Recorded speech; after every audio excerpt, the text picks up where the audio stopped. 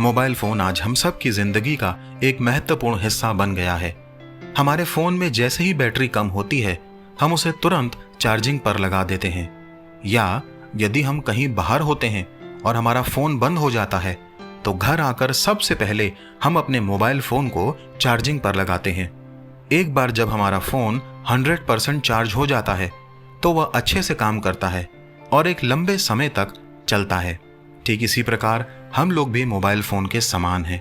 अगर हमें चार्जिंग ना मिले तो हम भी किसी भी कार्य को करने में असमर्थ होंगे और अपने शरीर को दोबारा चार्ज करने के लिए हम सोते हैं, और जब हम सोकर उठते हैं तो हम फिर से ऊर्जावान हो जाते हैं। मित्रों, परमेश्वर ने हमारे शरीर को इस रीति से बनाया है कि हम अपने कार्यों को करने के बाद थोड़ा आराम करें, ताकि फिर से शक्ति पाकर आगे के कामों को भली रीति से कर सकें।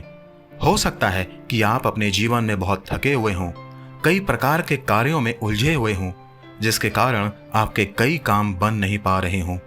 तो मैं आपको बताना चाहता हूं कि अब थोड़ा आराम करने का समय है। आपको अपने शरीर को फिर से चार्ज करने की आवश्यकता है। हो सकता है आप सोच रहे हो कि मुझे आराम करने की अभी कोई आवश्यकता नहीं है और मैं सारे कामों को खत्म करने के बाद ही आराम करूंगा या करूंगी। पर मित्रों, ऐसा नहीं है। हो सकता है कि आपके लगातार कार्य करने से आपके बहुत से कार्य ना बन पा रहे हों और कई लोगों के साथ आपके संबंध बिगड़ते जा रहे हों और आपकी सेहत भी खराब हो रही हो। इसलिए अपने कैलेंडर को देखिए और अपनी प्राथमिकताओं को जांचते हुए अपने कार्यों को करिए और समय समय पर आराम करिए, ताकि आराम से आपका शरीर एक बार फिर से चार्ज हो जाए और आप फिर से अपने दैनिक कार्यों में लग सकें। बाइबल की भजन संहिता नामक पुस्तक के अध्याय 23 के पद 1 से आगे लिखा है, यहोवा मेरा चरवाहा है, मुझे कुछ घटी न होगी। वह मुझे हरी हरी चराइयों में बैठाता है और मुझे सुखदायी जल के झरनों के पास ले जाता है। वह मेरे जी में जी ले आता है।